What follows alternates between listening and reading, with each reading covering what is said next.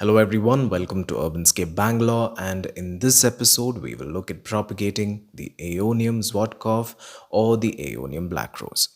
So I'd recently covered this plant care in another video. You can click the link above to watch that particular video. In this episode, I will be sharing the details of my experimental propagation of this plant, which fortunately has produced so many Aeonium saplings, and I'm thrilled to show it to you all. This isn't a very easy plant to propagate, but if you get the sunlight, watering, and the timing right, I guess you could give propagating this plant a shot. Now, one peculiar thing about this plant is that it hates the summer and goes into dormancy when the temperature outside becomes hot. This thrives during the winter months.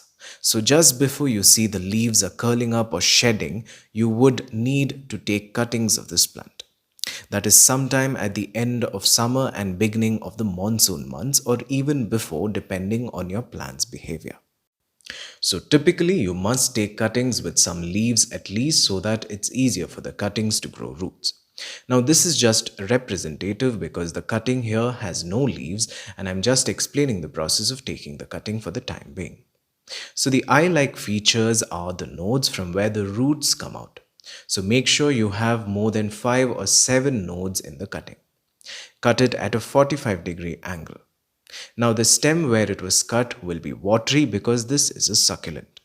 So you will have to callus or heal this cutting, which means that you must dry the cutting till you see the liquid disappear and the wound per se heal. So take it into your home to some place dry and warm. After the cut portion has calloused, you can directly add it in a mixture of sand and compost of equal proportion. If you have a container which already has other established plants in it, then it is good, because if there is excess water, the other plant will soak it all up. Water the cuttings only when the soil dries, and in probably a month or two you will see new flushes of leaves. Now there are some things to remember. So first things first, if you see the cuttings looking like this all wrinkly, it will not form new plants. Look for signs of fungal diseases like this cutting here. Such cuttings are of no use. The cutting must be fresh and green inside when cut. Keep the planted cuttings in an east location that gets the morning sun, but protect it from rain when it's still growing roots. Don't get me wrong, this plant once established loves the rain a little more than the other succulents, but that does not mean it can sit in soggy, wet soil all the time. Since this is a winter-loving plant, you can repot it then. You can watch the potting mix and other tips. The link is given in the description box below. You can fertilize if you want with some compost during the winters, but succulents don't need too much fertilizing anyway.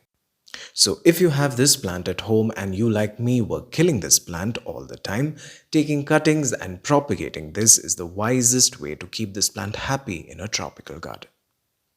Now let us look at some things you must not do in your garden during winter. Number 1. Overwatering. Remember, during winter, the water evaporation rate is drastically reduced, and you must reduce or stop watering both your indoor and outdoor plants for few days. Maybe a plant like the hydrangeas canas could be an exception because they are water-hungry plants, but as a thumb rule, lesser the water during the winters is good for your plants. Number 2. Fertilizing. With the exception of summer dormant plants, most other plants go through a phase of winter dormancy. So please don't use your synthetic fertilizers. Compost is still fine, but I don't fertilize my plants during winter. Number 3. Adding kitchen waste to the soil during winters must not be done, since the rate of decomposition in the soil decreases with cold. So if you stay in a perpetually hot weather, you can still do it during the November, December and January months. But for places with cold winters like mine, we need to avoid doing this because it can cause mold buildup of fungal diseases.